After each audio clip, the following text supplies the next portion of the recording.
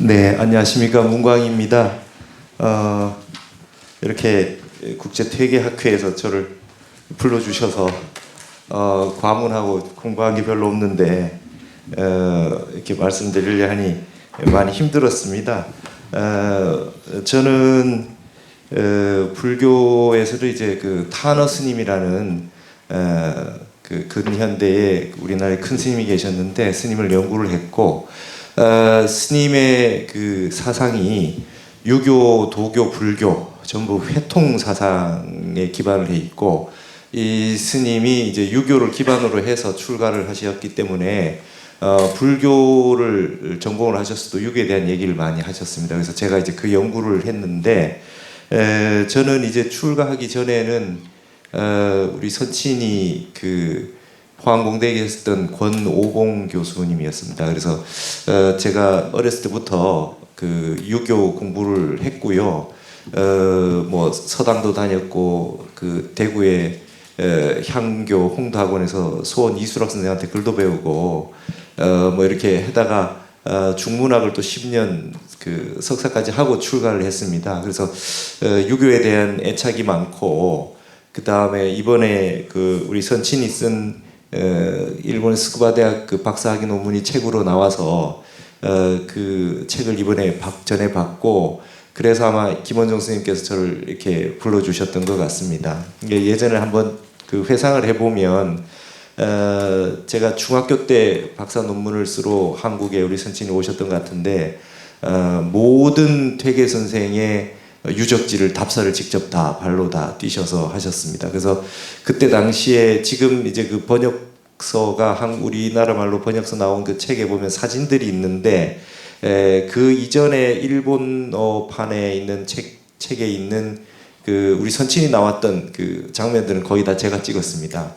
그래서 저도 퇴계 유적지를 많이 기적지 답사를 많이 해봤고 그 다음에 이제 편지 퇴계 선생의 편지를 전부 그 퇴계 전서와 문집을 전부 그 복사를 하셔가지고 그 장면을 그 다 오려서 스크랩을 해서 거대한 어떤 그 파일을 요즘 같으면 컴퓨터가 할 수 있는 그 파일을 종이로 파일을 다 만들어 가지고 퇴계서 집성을 그걸 다 해서 그 연보도 만들고 했던 그런 모습을 제가 옆에서 직접 지켜봤습니다. 그리고 지금은 도산서원에서 퇴계 선생 일대기라고 해서 책이 나오고 있는데 그게 원래는 그 이전에는 예던길이었습니다. 원래 그 책 제목이 예던길이었고 그 다음에 이제 가을 하늘 밝은 달처럼이라고 해서 이게 나가고 있었는데 지금 이제 그렇게 돼 있어 어쨌든 그 퇴계 선생의 아까 우리 김원종 선생님 발표도 있었지만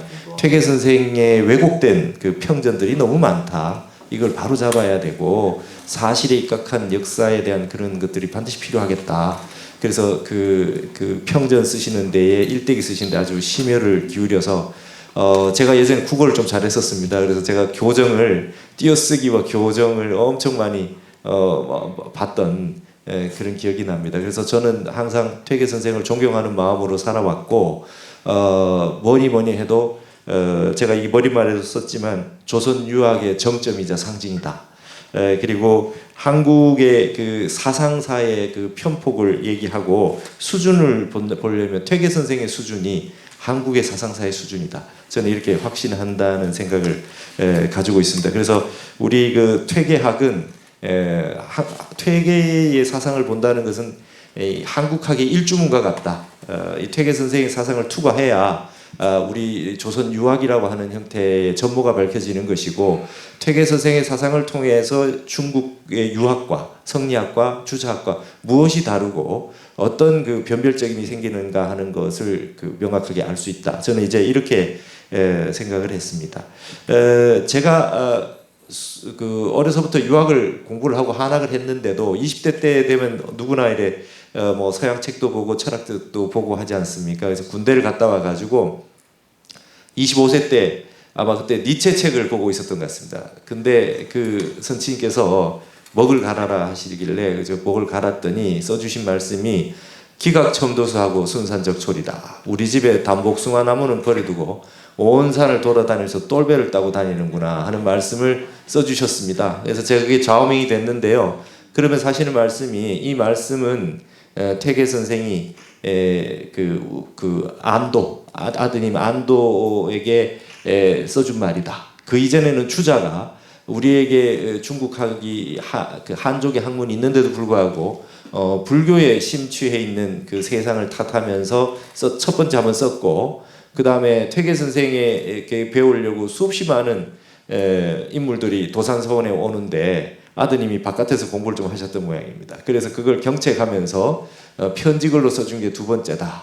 그러면서 이게 너한테 세 번째로 써준 거다. 뭘 니체 같은 거 보고 있냐. 우리 동양학과, 우리 이 한국의 유학이 얼마나 좋은데 그런 걸 하고 있냐. 그런 말씀을 하셔서 저희 좌우명이 됐습니다. 출가를 하고 나서 봤더니, 우리 선지께서 돌아가시고 나서 제가 출가를 했는데, 출가를 하고 나서 봤더니 그 말씀이 말이죠, 불교의 선에 그 비추어 봐도, 우리 참선법에 비추어도 전혀 다른 게 없습니다. 우리 속에 불성이 있는데 바깥에 돌아다니면서 똘배를 따듯이 부처를 찾고 돌아다니는 것이 아니냐라고 하는 그 말씀과도 정확하게 일치가 되는 것 같았고, 그리고 제가 이제 타너 스님이 입적 이제 36년이 됐는데 20종 80권의 책을 썼거든요. 그 연대에 가장 많은 책을 번역하고 유교의 그 주역, 그 다음에 노장, 그 다음에 그 모든 그 절의 강원 교재와 화엄경까지 다 번역을 했는데도 불구하고 박사 논문이 한 편도 없었습니다. 그래서 제가 최초로 그 연구를 했고, 제가 이제 동국대를 나왔음에도 불구하고 한국학이라는 말이 좋아서 한국학중앙연구원에서 박사를 했습니다.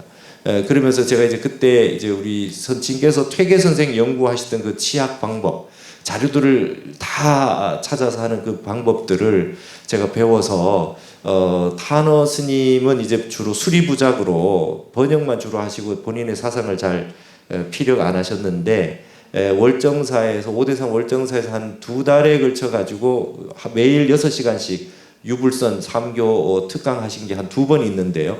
그 테이프가 남아 있는데 그 테이프에서 모든 사상을 다 말씀하시는 걸 봤습니다. 그래서 제가 그 테이프 한 300개를 다 구해가지고 그걸 녹취를 해서 그 중요한 부분들을 뽑아가지고 논문에다 썼습니다. 그러니까 평상시에 그 보기 힘들던 자료들을 많이 해서, 그런 연구 방법은 퇴계 선생 연구하시는 아버지의 모습을 보고 제가 했던 것 같습니다. 그리고 항상 하셨던 말씀이, 남의 조상 욕하는 공부 같은 거 그런 거 하지 마라. 훌륭하신 분을 따라 배우고 흠모해서 사숙하는 공부를 하면 되지, 다른 분 잘못된 거 얘기할 필요가 뭐가 있느냐. 그래서 호를 학계당이라고 해서 평생 퇴계를 배우겠다고 그렇게 말씀하셨던 것처럼, 저도 타너 스님을 이제 가장 존경할 수 있는 분을 한 분 선택해서 그렇게 공부를 했습니다.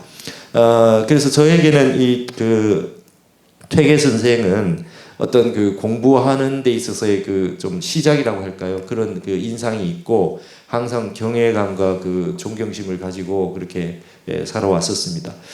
오늘 여기 이제 저 퇴계 선생과 불교와의 관계라고 하는 부분에서 제가 이제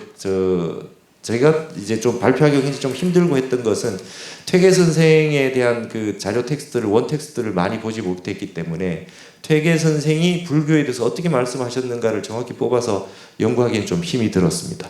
근데 이제 그 대신에 그냥 이거라도 발표를 해야 되겠다 생각을 한 것은 뭐냐면, 타너 스님이 전혀 다른 곳에서 얘기하지 않았던 퇴계 선생에 대해서 언급한 부분들, 그 부분들은 우리 그 퇴계 연구하시는 분들도 한번 보시면 좀 특이한 그 불교 공부하신 분이 퇴계에 대해서 어떻게 얘기하고 있는지, 유교를 다 전공을 하고 면암 최익현 선생의 가풍을 잇고 토정 이지암 선생의 그 학통을 이은 그 타너 스님이 출가를 해서 불교를 다 보고 나서 퇴계 선생에 대해서 어떻게 얘기하고 있는지에 대한 그런 것은 자료로 좀 남겨둬도 괜찮을 것 같아서 그런 부분을 좀 얘기를 좀 말씀드리고자 그렇게 했습니다.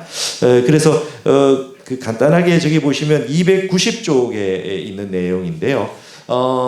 그 여러분들 이제 퇴계 공부하신 분은 다 아시다시피 율곡에게 그 편지에서 무슨 말씀을 했냐면, 그 291쪽에 있는 그 인용문은 율곡에게 하신 말씀입니다.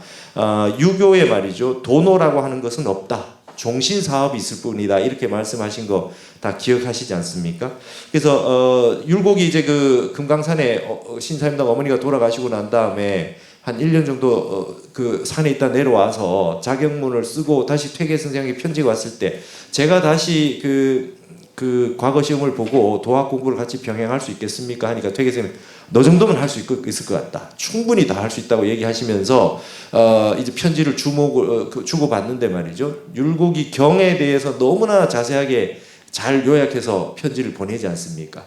그랬더니 퇴계 선생이 고구정령하게 하시는 말씀이 자네는 뭐 공부하는 거에 대해서는 뭐 전혀 문제가 없을 것 같다. 근데 이 공부는 내가 해보니까 이거 종신 사업이더라. 죽을 때까지 이거를 하는 것이 중요하더라. 이런 말씀을 하시면서 도노는 말이죠. 불교법이지 유교는 도노라는 게 없다. 이렇게 말씀하셨다는 거죠. 그래서 이 부분을 가지고 그 모든 분들이 유교에서 이제 이게 배불론이다. 불교의 도노법을 그 반대하는 것으로 활용을 많이 하고 있지만 이거에 대해 가지고 그 타너 스님은 말이죠. 어떤 말씀을 하냐면 퇴계 선생이 그 도노는 없다라는 말을 잘 봐야 된다. 이건 좀 잘 봐야 된다. 이렇게 얘기하면서 무슨 말씀하냐면 유교에 왜 도노가 없냐? 그 스승이 대학생, 대학원생 이상 되는 대상이 아니라 유치원생들을 대상으로 하고 있기 때문에 그렇게밖에 이야기할 수가 없다. 그러나 진정한 그 공자의 제자였던 안자하고 증자에게는 돈법을 설한 게 있다. 그것이 뭐냐면 인을 물었을 때 극기복례가 인이라고 했던 거. 극기복례는 이건 돈법이다. 나를 극복한다는 게 이게 어떻게 조금 점수해가지고 될 일이냐. 이거 완성하는 것이지. 이 극기복례라고 하는 것은 돈법이고 증자에게 말했던 오도는 이리관지다. 충서가 있을 뿐이라고 하기에는 증자의 말 이전에 오도는 이리관지다. 하나로 꿰었다라고 하는 이거 돈법이지. 이게 어떻게 전법이겠냐. 이거는 한번 갑자기 활연관통되지 않으면 안 되는 이 돈법이다. 이 두 가지는 최고의 제자였던 두 분에게는 돈법을 설한 바가 있는 것이다. 그래서 이걸 오해하면 안 된다. 이런 말씀을 타너 스님이 이제 법문에 막 하는 내용들이 있었어요. 그래서 우리가 이제 유교에 대해서도 한번 그런 부분을 생각해 봐야 될 필요가 있을 것 같습니다. 퇴계가 방금 율곡이 산승과 같이 색즉시공에 관련해서 그 시를 담론하는 게 있지 않습니까? 연비어약 나오고 하는 부분이 나오듯이 아주 최고의 경지에 도달해 있는 그 천재 율곡에게 도노를 얘기하면 공부를 끝까지 안 할 것 같은 그런 노파심절이 있지 않았느냐. 그래서 종신사업이라는 말씀을 하면서 불교계에 갔다 왔기 때문에 우리 유학은 돈법이 아니라 끊임없이 공부해 나가는 죽을 때까지 공부하는 방법이다. 이렇게 방편설로 하신 거 아니겠느냐. 이런 걸 우리가 조금 염두에 두고 봐야 된다. 이런 생각을 하게 되는 겁니다. 그리고 이제 제가 퇴계 선생에 대한 타너 스님의 얘기는 뭐냐면 어려서부터 우리는 이 퇴계 선생 현토를 주로 본다. 근데 어려서 내가 20대 때 23살 때 출가했거든요. 타너 스님. 근데 경을 육아 칠설 다 외우고 출가했습니다. 노자 장자까지 다 외우고 출가를 했는데요. 내가 어려서 유교 경전 볼 때 퇴계 선생 현토는 다 뜯어고치고 싶었다는 거예요.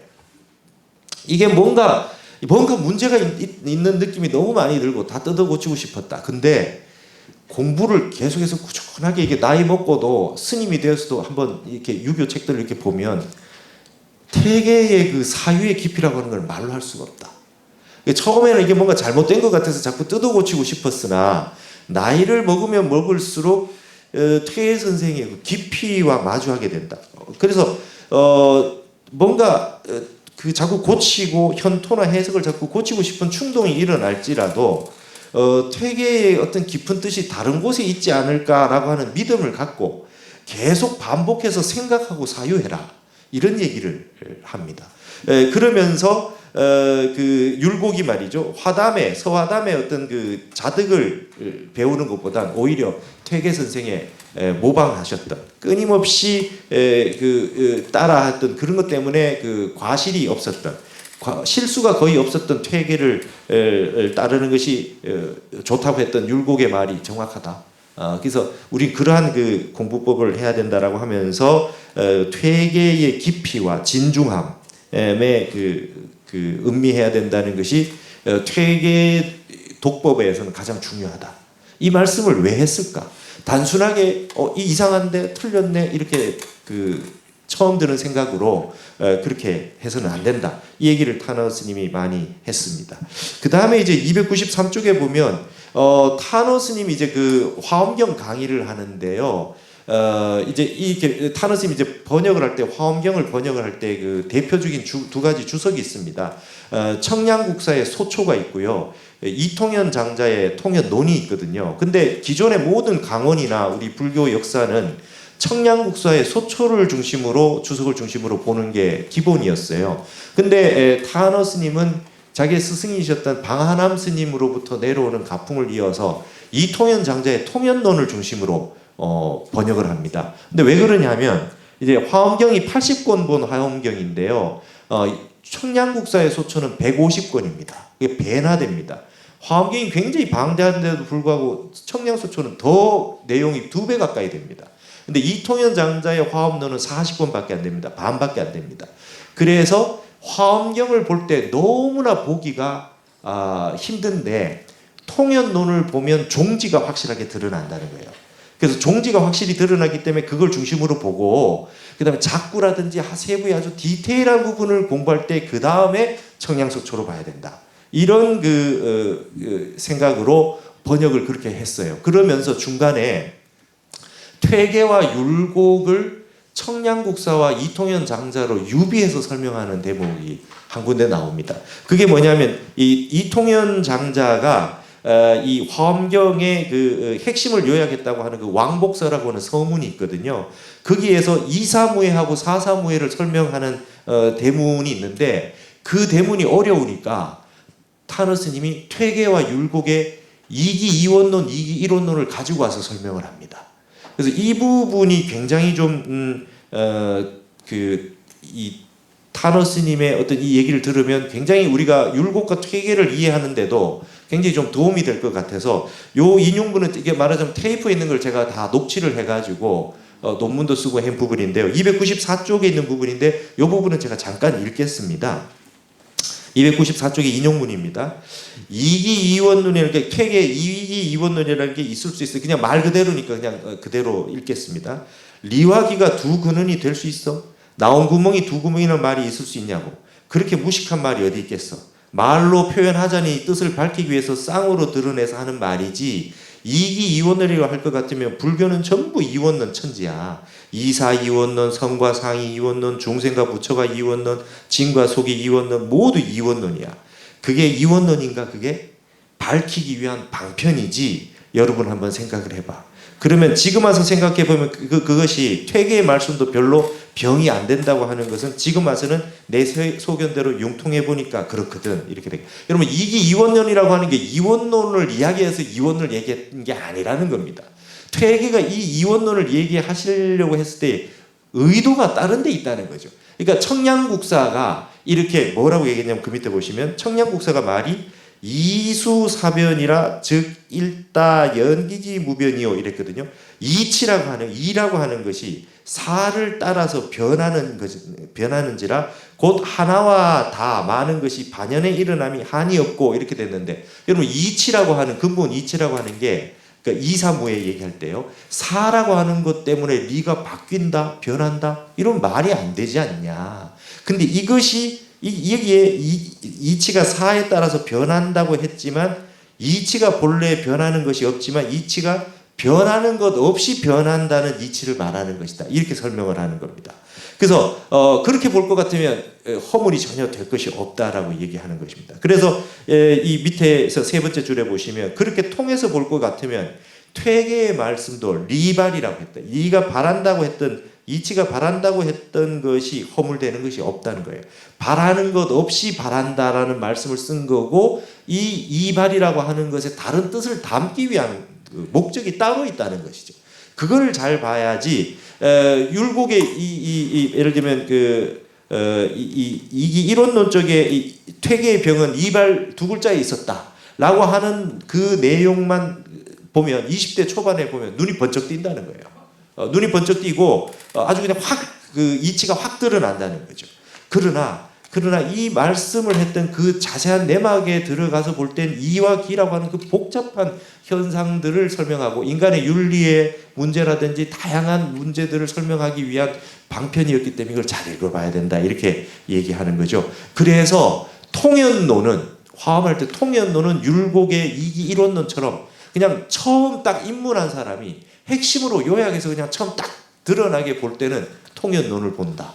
그러나 점점 화엄이 깊어지면 복잡해지고 들어갔을 때는 청량국사의 이게 이수사변이다. 리가 사에 따라서 변한다라고 하는 이런 복잡한 걸 설명할 때는 청량국사의 논의를 뒤로 본다. 그래서 순서를 내가 번역을 할 때 통연론을 중심으로 해놓고 청량국사의 주석을 가지고 하는 이유가 이렇게 했던 이유가 거기 있다. 그래서 퇴계의 이반이라고 하는 것이 처음부터 입문자가 봐서는 어렵다. 율곡의 그 개념으로 놓고 보다가 나중에 퇴계의 그 이발 이기 호발서를 통해서 보면 이치가 환하게 드러난다. 그러니까 자꾸 틀렸다고 보지 말고 그 생각을 깊이 이게 해서 보라는 내용을 이렇게 설명하는 대문이 나왔습니다. 그래서 제가 이걸 연구를 하다 굉장히 많이 놀랐습니다. 이런 부분들은 이제 우리 그 유학 전공하시는 분들도 좀 아시게 되면 그 서로 유불이 회통해서 이치적으로 볼 수 있는 부분이 좀 있지 않을까 이렇게 생각이 들고요. 그 다음에 이제 296쪽에 있는 부분은 그것입니다. 제가 이제 그 퇴계 선생이 안동의 용수사의 스님에게 그 서장을 빌려서 책을 빌려서 봤다라는 얘기를 있다라고 하는 걸 제가 그 말씀을 듣고 좀 이제 좀 자세하게 이 부분에 대해서 연구를 사실 이번에 하려고 했는데 많이 하진 못했는데요. 저는 이제 승가에 있으니까 이 서장이란 책은 뭐 거의 뭐 마르고 닳도록 보고 삽니다. 이게 말하자면 가나선 화두 들고 참선하는 최초의 기본 그 교과서입니다. 근데 이 책에는 말이죠. 이 서장이라고 하는 대종고 스님의 서장이란 책에는 주자와 인연이 있는 많은 분들이 등장합니다. 먼저 이제 그 주자의 부친인 그 위제 주송이 14세 때 세상을 뜨면서 스승을 3명 지목해 주지 않습니까? 그 중에 병산 유자위 선생이 있는데 이분이 대종고 서장에 나옵니다. 그게 나오고 주자에게 화두 참선을 하고 했는데 이게 편지를 주고받은 내용이 나오고 그 다음에 이분의 친형인 소부 유자우 선생도 나옵니다. 근데 어떻게 나오느냐 하면 이 서장 안에는요 주자의 장인이자 스승이었던 병산 선생은 참선 공부를 화두로 하지 않고 묵조선 조동존의 묵조선 계통으로 하고 있었어요. 그러니까 묵조선 계통은 어떠냐면 하루 종일 앉아 있는 걸 주장하는 겁니다. 1시간 앉으면 1시간 부처고 10시간 앉으면 10시간 부처다. 이런 식으로 공부하는 법인데 대종고 스님은 그렇지 않고 앉아 있어서 부처가 되는 것이 아니다. 항상 행주자와 어묵동정에 화두를 들고 공부를 해야 되는 것이다라고 이제 가르쳐 주는데 주자의 스승이었던 그 병산 선생은 묵조선을 굉장히 열심히 했던 모양이에요. 근데 그분의 형이었던 소부 유자우 선생은 말이죠. 대종고 스님한테 화두를 받아서 참선을 해서 무장 화두를 공부해서 한번 공부가 돼버린 겁니다. 한 소식 한 거예요. 그래서 아주 칭찬을 합니다. 대종고 스님이 칭찬을 하면서 네 동생이 지금 좀 병이 깊어졌으니까 네가 좀 잘 가르쳐줘라. 이런 부분에 좀 빠져있다. 이런 얘기를 하는 내용들이 서장에 잘 나와 있어요. 그리고 저희가 이제 저도 이제 그 예전에 석사 논문 쓸 때 기억이 나는 게 주자 오류에 보면은 주자가 19살 때 도겸선사라는 분한테 들은 얘기를 통해 가지고 첫 그 소가 시험 칠 때 도겸선사의 얘기를 가지고 그 과거 시험을 좀 봤는데 그게 이제 합격하는 논지가 됐다라는 부분이 주자 오류에 나옵니다. 이 도겸선사가 누구냐면 대종고 스님의 제자고 서장에도 나옵니다. 그 공부가 굉장히 많이 되신 분이거든요. 그러니까 이런 부분으로 놓고 봤을 때 주자가 서장을 굉장히 열심히 볼 수밖에 없었겠죠. 늘 책 가방 속에 서장이 들어 있었다고 주자의 어류에 나와 있습니다. 그러면 퇴계 선생이 주자의 글을 다 따라 읽고 열심히 공부를 하셨는데 서장을 안 보셨을 리가 없다는 겁니다. 그러니까 제가 이제 그 출가를 해서 이제 저는 유교 공부를 해봤기 때문에 서장을 보면서 주자의 집주에 나온 구절들이 굉장히 서장에 있는 말들이 많이 등장하는 걸 봤습니다. 그래서 그 대표적인 내용이 뭐냐 하면 298쪽에 있는 대학의 독대학법에 있는 내용입니다. 그래서 인용문이 있는데요.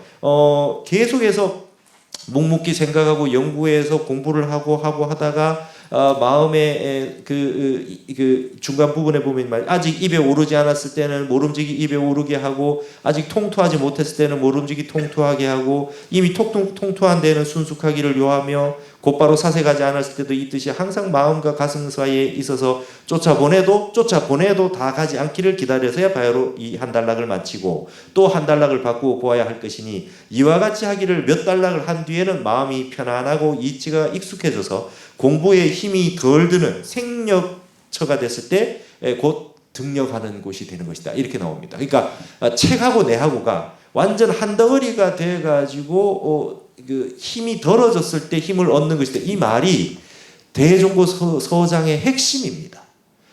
참선을 할 때 화두를 들는데 화두가 안 들리는데 화두를 계속 들고 해서 밤낮으로 화두를 들다 보면 어느 순간에 동정이려가 되고, 잠자도 화두가 들리고, 그냥 그 숙면시에도 화두가 들려서 타성일편이 돼서 내 몸뚱이와 이 화두가 한 덩어리가 돼가지고 됐을 때, 그때 힘이 덜어진 게 등력이 되는 것이다 해서, 제가 그 299쪽부터 인용문, 그 대종고 스님 서장에 나오는 생력처가 등력처다라고 나오는 부분들을 전부 인용해서 뽑아놨습니다. 이게 대종고 서장에 참선하는 방법 중에 가장 핵심입니다. 그러니까 여러분 아시다시피 공부라고 하는 게 힘 빼는 게 어렵지 않습니까? 힘이 빠졌을 때, 힘이 완전히 나도 모르게 빠졌을 때 이제 공부 다 돼가는 지점에 왔다. 이게 대스님의 서장의 핵심인데요.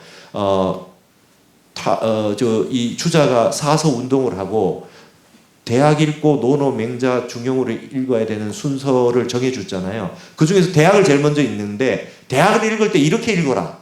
대종고 서장에 있는 생력처가 등력처라는 말을 가지고 이렇게 했다는 것은 굉장히 이제 그 영향 관계가 있다는 것이죠.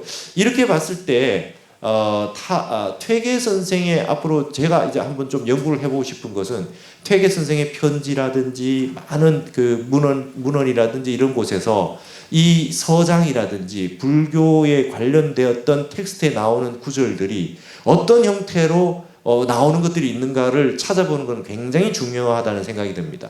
그런 부분들에서 중요한 부분들이 나온다고 한다면은 퇴계 선생이 절대로 불교를 배척하거나 막연하게 배부를 하셨던 것은 아니다라고 하는 것이 드러날 수 있다. 이미 그것이 연평 문답이라고 하는, 연평 단문이라고 하는 걸 제가 봤는데요. 거기에 미발론, 이발론 나오고 중화구설, 중화신설 나오고 하는 대문에 주자와 스승 연평과의 그 대화 있었던 거에 대해서 퇴계 선생님이 굉장히 열심히 보셨고 그 발문을 쓰신 것까지 알고 있는데, 그런 부분들이 그 불교에 참선하는 것과 너무나 유사한 담론들이 많이 있습니다. 그래서 그런 부분도 앞으로는 이제 연구를 해볼 필요가 있다고 생각이 들어서 앞으로 과제 상황으로 남겨두고 그렇게 하도록 하겠습니다. 그 다음에 이제 제가 301쪽에 봤을 때 이제 유불 회통의 어떤 그 가능성이나 전망 이런 거를 말씀드리는 건 뭐냐면, 제가 출가해서 이렇게 한국 불교사를 이렇게 보니까요, 불교와 유교가 다른 것이 아니라 중국과 한국이 다른 것이라는 생각이 듭니다. 말하자면 이랬습니다. 일본인들이 불교 역사를 어떻게 기술하냐면요, 인도 불교, 그 다음에 중국 불교, 그 다음에 일본 불교, 삼국 불교론을 내세워요. 한국은 불교에 그게 없다, 이런 식으로 저기를 하는, 빼버리고요, 한국 불교 역사를. 우리 불교가 다 가서 일본께 됐는데, 이런 얘기를 합니다. 그래서 조선 불교라는 그 글에서 육당 체남선이 무슨 말을 하냐면요, 이런 말을 합니다. 인도는 서론적 불교고, 중국은 강론적, 본론적 불교고, 한국은 결론적 불교다. 결론적 불교이기 때문에 회통 불교가 될 수밖에 없다. 그러니까 모든 것을 다 보고 난 다음에 결론만 잡아서 내기 때문에 결론적 불교다. 그래서 효당 조명기 선생 같은 경우는 거기에다 한마디 덧붙입니다. 일본 불교는 유지 보존의 불교다. 우리께 넘어가면 금과 옥주처럼 이제 가지고 있는 그런 형태의 불교다, 이렇게 얘기를 하는데요. 제가 이렇게 가만히 보니까 그게 이제 우리 그 불교, 한국 불교사 담론에서는 한국 불교는 결론적 불교라는 말이 굉장히 중요해요. 그 대표적 인물로 육당이 이제 그 원효를 듭니다. 원효의 그 회통사상, 통불교를 듭니다. 근데 제가 이렇게 보니까 한국 유교도 결론적 유교가 아니냐는 생각이 듭니다.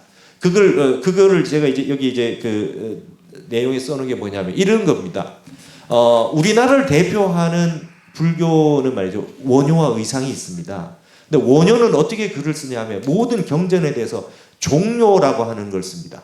그러니까 법화경 열방에 있으면 종료를 씁니다. 핵심되는 요지가 뭐냐? 마루종자 요약할 요자예요. 핵심을 요약해서 다 모든 경전들을 씁니다. 근데 우리 유교에 보면 말이죠. 율곡이 성악 지표를 씁니다. 유교 경전 전체의 핵심만 한 권을 요약한 성악 지표를 쓰게 되고요.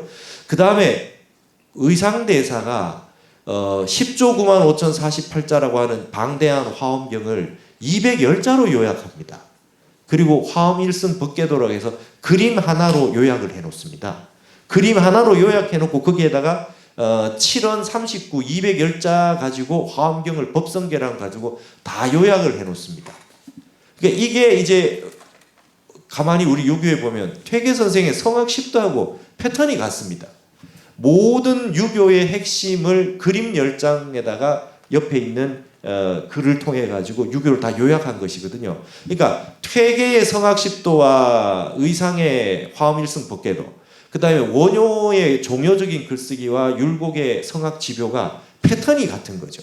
그러니까 우리나라의 어떤 그 학문이 유교든 불교든 들어오게 되면 이 속에서 어떤 핵심을 요약하는 결론적인 형태가 한국에 나오는 것 아니냐. 이런 부분에 놓고 봤을 때 퇴계와 율곡, 원효와 의상은 굉장히 유사한 패턴을 가지고 있고 육당이 말했던 결론적 불교인 것처럼 유교도 결론적 유교라고 하는 형태가 되는 것이 아닙니다. 이런 그 생각을 좀 해보게 된 것입니다. 그래서 이런 부분에 대해서는 앞으로 이제 유교와 불교의 한국학적인 전체적인 그 전망 속에서 이제는 이제 서양 학문이라고 하는 물질 문명에 대한 대척점에서 이제는 같은 심학적인 전통, 이제 그 실학에서 허학으로, 그 다음에 그 물학에서 심학으로라고 하는 이런 방면에서는 한국의 유교와 불교가 만나고 회통하고 대화하게 될 때가 왔다, 이런 생각이 듭니다. 전 세계가 물질 문명과 기술 문명의 발달로 어마어마한 세계가 돼서 4차 혁명 시대가 됐다라고 하지만 실질적으로 우리 불교계에서는 그렇게 봅니다. 4차가 아니라 5차, 6차, 100차 산업이 온다 하더라도 결국 가장 핵심적인 것은 마음혁명이고 마음산업이다. 이 마음심차 하나 떠나서 그 어떤 인간이 살 수가 없다. 이런 부분에 있어서는 유교와 불교가 같이 똑같은 말씀을 하고 있는 것이 아니냐. 결국 심학적인 우리 한국학적인 전통에서 같이 이야기를 하고 같이 이제 그 돼야 되지 않겠냐. 이런 부분에서 제가 어렸을 때 봤을 때 우리 선생님께서 늘 퇴계 선생의 활인신방 그림을 가지고 요가처럼 만들어서 직접 하셨었어요. 저도 이제 그걸 따라하고 이렇게 했는데요. 지금 전 세계가 이제 명상 메디테이션 열풍입니다. 퇴계 선생의 활인신방 같은 거. 그 다음에 불교에서는 이제 템플 스테이 같은 걸 하는데요. 유교에서 이제 서원 스테이 같은 거 좀 해서 한학적인 부분부터 시작해서 현대적인 활인신방이나 아니면 다른 그 생활이나 선비들의 그 삶의 방식이나 이런 부분들을 현대적인 방식으로 전환시켜서 수련하는 그 명상 시스템으로 이런 매뉴얼로 하나 만들어서 불교의 사찰과 서원이 서로 교류를 하고 서로 그 융합돼서 뭐 이렇게 하는 부분으로 되면 좋지 않겠나, 이런 생각을 좀 하게 됩니다. 그래서 저도 유교도 공부를 해봤고 출가해서 지금 승려로 살고 있는데 이런 부분에 저도 좀 앞으로 이번을 계기로 해서 좀 적극적으로 그 활동을 좀 하고 이렇게 한국 유교와 불교가 만나야 된다, 우리가 하나가 돼야 된다, 이런 얘기를 좀 많이 하도록 노력하도록 하겠습니다. 이것으로 마치겠습니다. 감사합니다.